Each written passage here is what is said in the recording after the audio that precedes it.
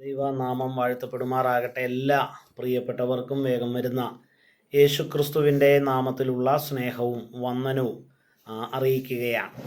ചില ആഴ്ചകളായിട്ട് ക്രിസ്തു യേശുവിൻ്റെ മനുഷ്യാവതാരവും കന്യകാജനനവും എന്ന ഒരു വിഷയത്തെ ആസ്പദമാക്കിയാണ് നാം ചിന്തിച്ചു കൊണ്ടിരുന്നത്.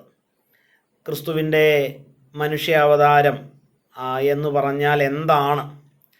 ഈ ജഡ അവതാരം എന്നതുകൊണ്ട് ഉദ്ദേശിക്കുന്നത് എന്താണ്? അതിലെ ആശയം എന്താണ്? അതിനോടുള്ള ബന്ധത്തിലെ ദൈവവചനത്തിൻ്റെ സാക്ഷ്യം എപ്രകാരമാണ്? ക്രിസ്തുവിൻ്റെ ജഡ അവതാരം സംബന്ധിച്ച പ്രവചനം എന്താണ്?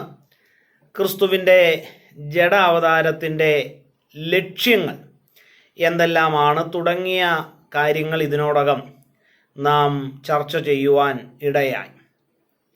അതിനോടുള്ള ബന്ധത്തിൽ അവസാന ഭാഗം എന്ന നിലയിൽ ക്രിസ്തു യേശുവിൻ്റെ ജഡ അവതാരത്തിൻ്റെ ചില പ്രത്യേകതകളാണ് അല്പ നിമിഷങ്ങൾ ഇന്ന് നാം ചിന്തിക്കുന്നത്.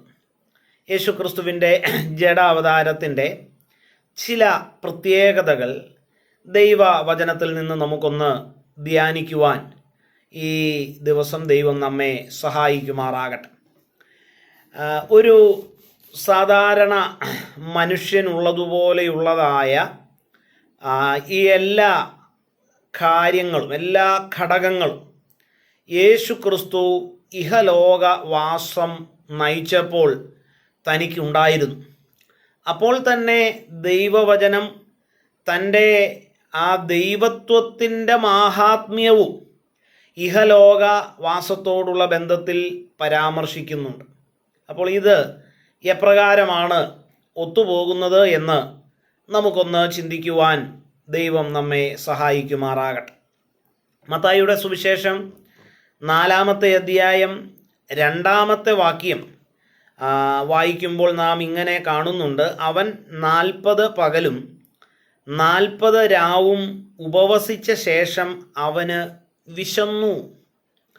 ദൈവം മാത്രമാണ്, അല്ലെങ്കിൽ ദൈവത്വം മാത്രമായിരുന്നു ക്രിസ്തുവിൽ ഉണ്ടായിരുന്നത് എങ്കിൽ ഒരു കാരണവശാലും വിശപ്പ് എന്ന് പറയുന്ന മനുഷ്യന് ഉളവാകുന്ന ഒരു അവസ്ഥാവിശേഷം ഒരിക്കലും ക്രിസ്തുവിനുണ്ടാകുവാൻ പാടില്ലായിരുന്നു.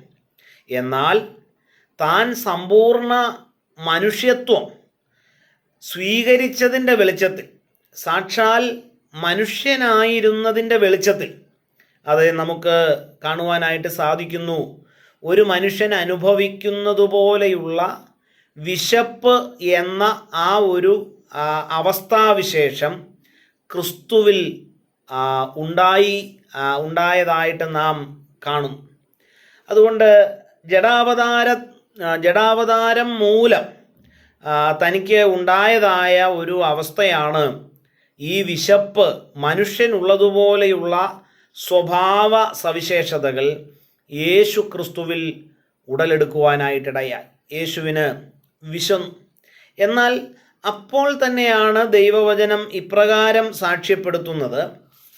യോഹന്നാൻ്റെ സുവിശേഷം 6-ാമത്തെ അധ്യായം അതിൻ്റെ 35-ാമത്തെ വചനം ഇങ്ങനെയാണ് പറയുന്നത്: യേശു അവരോട് പറഞ്ഞത്, ഞാൻ ജീവൻ്റെ അപ്പമാകും.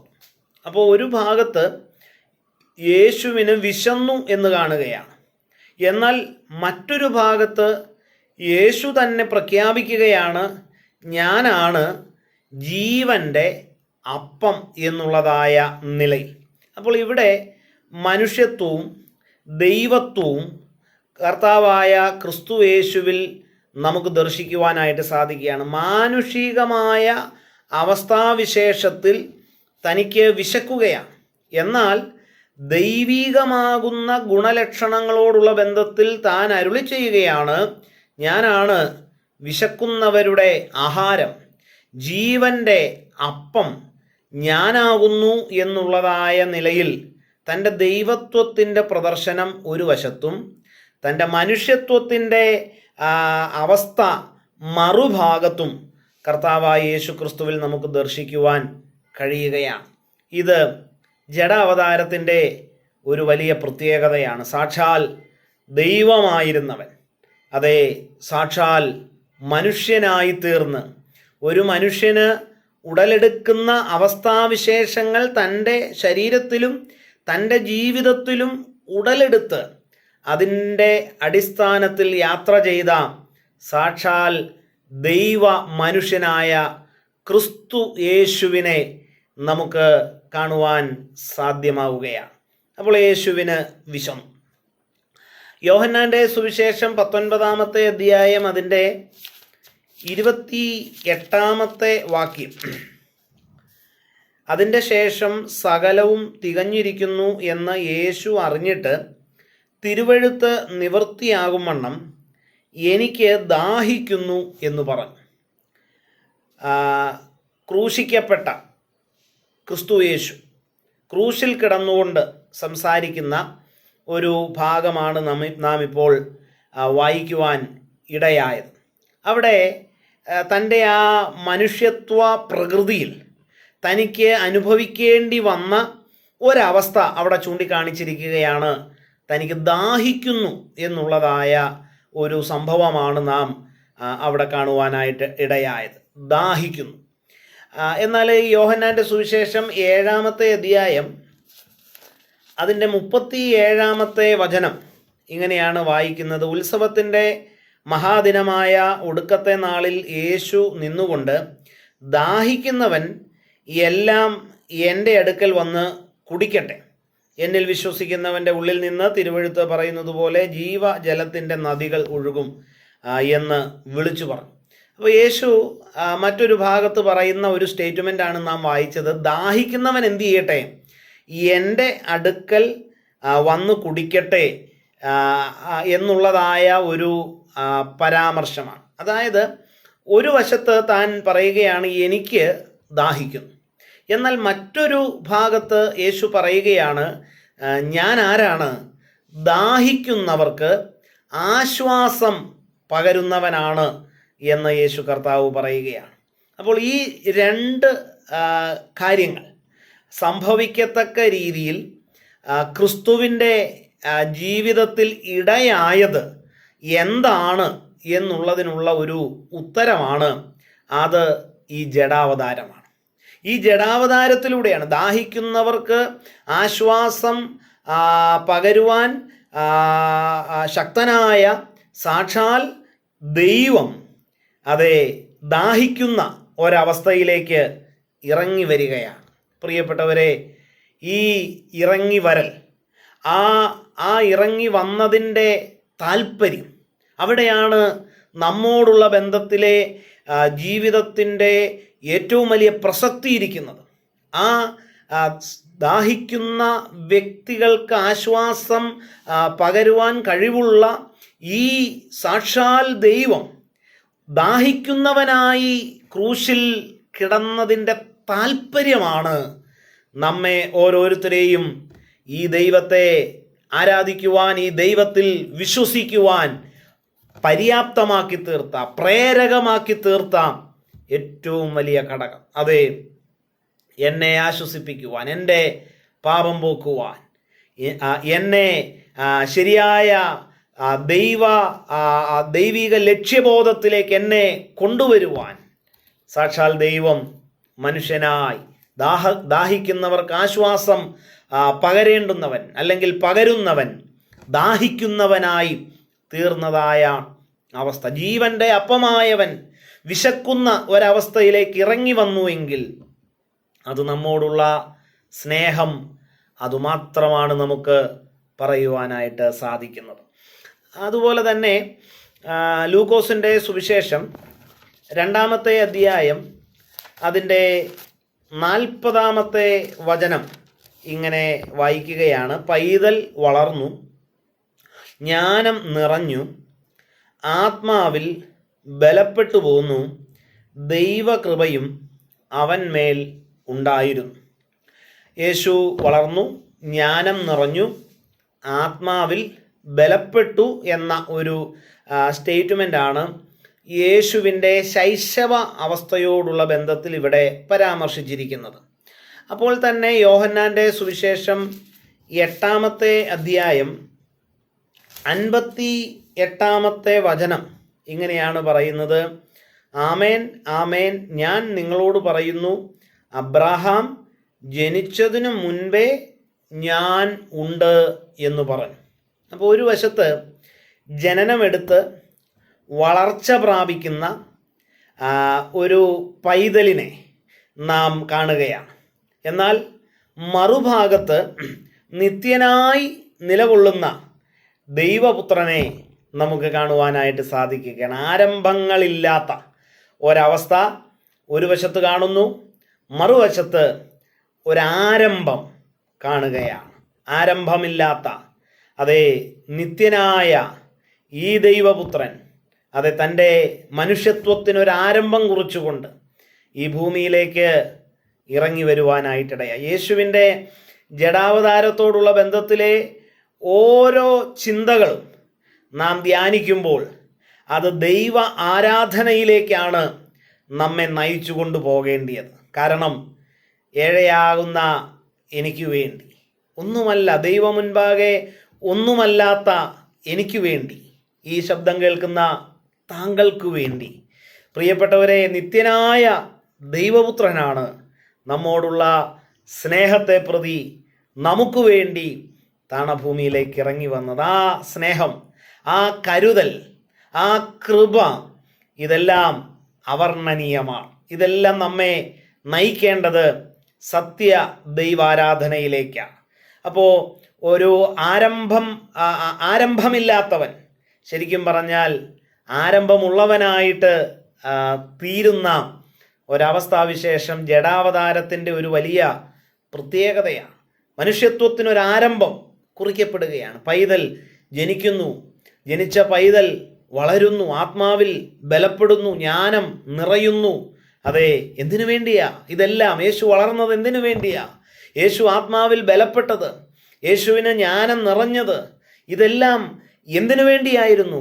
ആർക്കു വേണ്ടിയായിരുന്നു? അതിൻ്റെ ലക്ഷ്യമെന്തായിരുന്നു?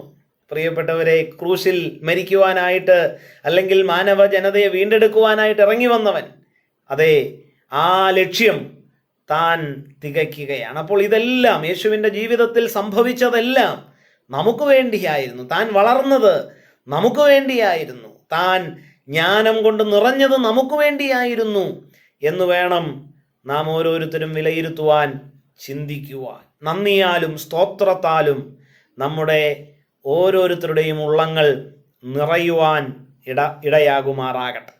മറ്റൊരു കാര്യം വായിക്കുവാൻ ഇടയാകുന്നത് മത്തായിയുടെ സുവിശേഷം 4-ാമത്തെ അധ്യായം അതിൻ്റെ 1-ാമത്തെ വാക്യമാണ്. അനന്തരം പിശാചിനാൽ പരീക്ഷിക്കപ്പെടുവാൻ യേശുവിനെ ആത്മാവ് മരുഭൂമിയിലേക്ക് നടത്തി. പിശാചിനാൽ പരീക്ഷിക്കപ്പെടുവാൻ. അപ്പോൾ ജഡാവതാരത്തിൻ്റെ മറ്റൊരു പ്രത്യേകത എന്ന് പറയുന്നത് യേശു പരീക്ഷിക്കപ്പെട്ടു എന്നുള്ളതാണ്. എന്നാൽ എബ്രായ ലേഖനം 4-ാമത്തെ അധ്യായം അതിൻ്റെ 15-ാമത്തെ വചനം ഇങ്ങനെയാണ് വായിക്കുന്നത്: നമുക്കുള്ള മഹാപുരോഹിതൻ നമ്മുടെ ബലഹീനതകളിൽ സഹതാപം കാണിപ്പാൻ കഴിയാത്തവനല്ല, പാപം ഒഴികെ സർവത്തിലും നമുക്ക് തുല്യമായി പരീക്ഷിക്കപ്പെട്ടവനത്രേ നമുക്കുള്ളത്. അപ്പോൾ ഒരു വശത്ത് പിശാചിനാൽ താൻ പരീക്ഷിക്കപ്പെടും, എന്നാൽ മറുഭാഗത്ത് നമുക്ക് വ്യക്തമായിട്ട് കാണുവാനായിട്ട് സാധിക്കുകയാണ് താൻ പാപം എന്തെന്ന് അറിയാത്തവൻ. പാപമൊഴികെ സകലത്തിലും മനുഷ്യർക്ക്, നമുക്ക് ഓരോരുത്തർക്കും തുല്യമായി പരീക്ഷിക്കപ്പെട്ടവനാണ് സാക്ഷാൽ കർത്താവായ യേശു ക്രിസ്തു. പ്രിയപ്പെട്ടവരെ, ജഡാവതാരത്തിൻ്റെ ആ ഒരു പ്രത്യേകത ഒന്ന് നോക്കിക്കേ. പാപം എന്തെന്നറിയാത്തവൻ, നമുക്കുള്ള മഹാപുരോഹിതൻ, ശ്രേഷ്ഠനായ ദൈവപുത്രൻ, സ്വർഗത്തിൽ ഇരുന്നരുളേണ്ടുന്ന അതേ സാക്ഷാൽ ആ ദൈവം, തൃത്വത്തിൽ രണ്ടാമനായ സാക്ഷാൽ ദൈവം, പുത്രനാം ദൈവം, ആ ദൈവം ഇപ്പോൾ ഒരു മനുഷ്യനായി ഭൂമിയിൽ ഇറങ്ങി വന്ന് പിശാചിനാൽ പരീക്ഷിക്കപ്പെടുകയാണ്. എന്തിനു വേണ്ടി? എന്തിനു വേണ്ടി? നമുക്കൊരു നല്ല മാതൃക യേശു കർത്താവ് വെച്ചു പോയിരിക്കുകയാണ്. തൻ്റെ ജഡാവതാരം ശരിക്കും നമുക്കൊരു നല്ല മാതൃകയാണ്.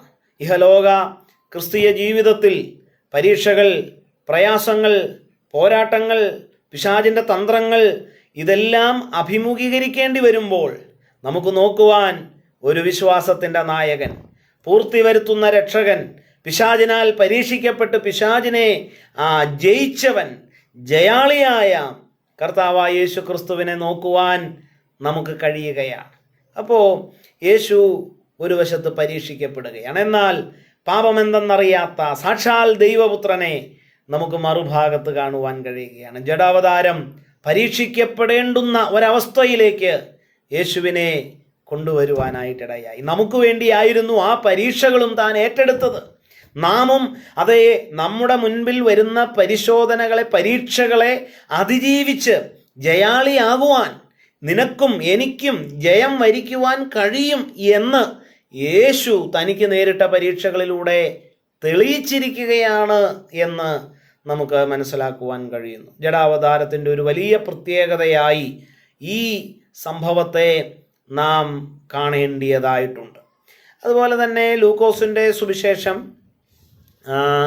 2-ാമത്തെ അധ്യായം 52-ാമത്തെ വാക്യം ഇങ്ങനെ വായിക്കുന്നു. 2:52 യേശുവോ ജ്ഞാനത്തിലും വളർച്ചയിലും ദൈവത്തിൻ്റെയും മനുഷ്യരുടെയും കൃപയിലും മുതിർന്നു വന്നു. യേശു ജ്ഞാനത്തിലും വളർച്ചയിലും പുരോഗമിച്ചു വരുന്ന ഒരു അനുഭവമാണ് നമുക്കിവിടെ കാണുവാൻ കഴിയുന്നത്. മത്തായിയുടെ സുവിശേഷം 11-ാമത്തെ അധ്യായം അതിൻ്റെ 19-ാമത്തെ വചനം ഇങ്ങനെയാണ് വായിക്കുന്നത്. മനുഷ്യപുത്രൻ തിന്നും കുടിച്ചും കൊണ്ടുവന്നു, തിന്നിയും കുടിയനുമായ മനുഷ്യൻ, ചുങ്കക്കാരുടെയും പാപികളുടെയും സ്നേഹിതൻ എന്ന് അവർ പറയുന്നു. ജ്ഞാനമോ തൻ്റെ പ്രവർത്തികളാൽ നീതീകരിക്കപ്പെട്ടിരിക്കുന്നു. യേശുക്രിസ്തുവിനെ സൂചിപ്പിച്ചുകൊണ്ട്, യേശുക്രിസ്തുവിലേക്ക് വിരൽ ചൂണ്ടിക്കൊണ്ട് അവിടെ സൂചിപ്പിക്കുകയാണ് ജ്ഞാനമോ, ജ്ഞാനമോ. അത് ആ വിരൽ ചൂണ്ടുന്നത് യേശുക്രിസ്തുവിലേക്കാണ്. അപ്പോൾ ഒരു ഭാഗത്ത് നാം കണ്ടത് താൻ ജ്ഞാനത്തിലും വളർച്ചയിലും പുരോഗമിച്ചു വരുന്നതായ ഒരവസ്ഥയാണെങ്കിൽ, തൻ്റെ ദൈവത്വത്തോടുള്ള ബന്ധത്തിൽ നമുക്ക് കാണുവാൻ കഴിയുന്നത് അവൻ ദൈവത്തിൻ്റെ ജ്ഞാനമാണ്, സാക്ഷാൽ ജ്ഞാനം. അത് കർത്താവായ യേശുക്രിസ്തുവാണ് എന്ന് ദൈവവചനം വളരെ സ്പഷ്ടമായി നമ്മെ പഠിപ്പിക്കുകയാണ്. അപ്പോൾ സാക്ഷാൽ ജ്ഞാനമായവൻ എന്ത് ചെയ്യുകയാണ്? ജഡാവതാരത്തിലൂടെ ജ്ഞാനത്തിലും വളർച്ചയിലും പുരോഗമിക്കേണ്ടുന്ന ഒരവസ്ഥയിലേക്ക് താൻ ഇറങ്ങി വരികയാണ്. പ്രിയപ്പെട്ടവരെ, നമ്മെ അതേ ദൈവത്തെക്കുറിച്ച്, നമുക്ക് ദൈവത്തെക്കുറിച്ചുള്ള ജ്ഞാനം പകരുവാൻ, നമ്മെ അതേ ദൈവീക ആഴങ്ങൾ, ദൈവീക സത്യങ്ങൾ, അതിനെക്കുറിച്ചൊക്കെയുള്ള ജ്ഞാനം നമ്മിൽ പകരുവാനായിട്ട് സാക്ഷാൽ ജ്ഞാനമായവൻ അതേ ഇറങ്ങി വന്ന് ജ്ഞാനത്തിലും വളർച്ചയിലും പുരോഗമിച്ചു വരുന്നതായ ഒരു ദിവ്യ അനുഭവം കർത്താവായ യേശുക്രിസ്തുവിൻ്റെ ജഡാവതാരത്തിലൂടെ നമുക്ക് കാണുവാനായിട്ട് സാധിക്കുകയാണ്. സാധാരണ മനുഷ്യർക്കുള്ളതുപോലെയുള്ള പ്രത്യേകതകളിലേക്ക്, വിശപ്പ്, ദാഹം, വളർച്ച, പരീക്ഷിക്കപ്പെടൽ, അതുപോലെ ജ്ഞാനത്തിലും വളർച്ചയിലും ഒക്കെയുള്ള പുരോഗമനം, ആ ഒരു അവസ്ഥയിലേക്ക് ഇതിൻ്റെ എല്ലാം മകുടമായിരുന്ന, ഇതിൻ്റെ എല്ലാം നിറകുടമായിരുന്ന സാക്ഷാൽ ദൈവപുത്രൻ ഇറങ്ങി വരുന്നതായ, താണു വരുന്നതായ കാഴ്ചയാണ് ജഡാവതാരത്തിലൂടെ നമുക്ക് മനസ്സിലാക്കുവാൻ കഴിയുന്നത്.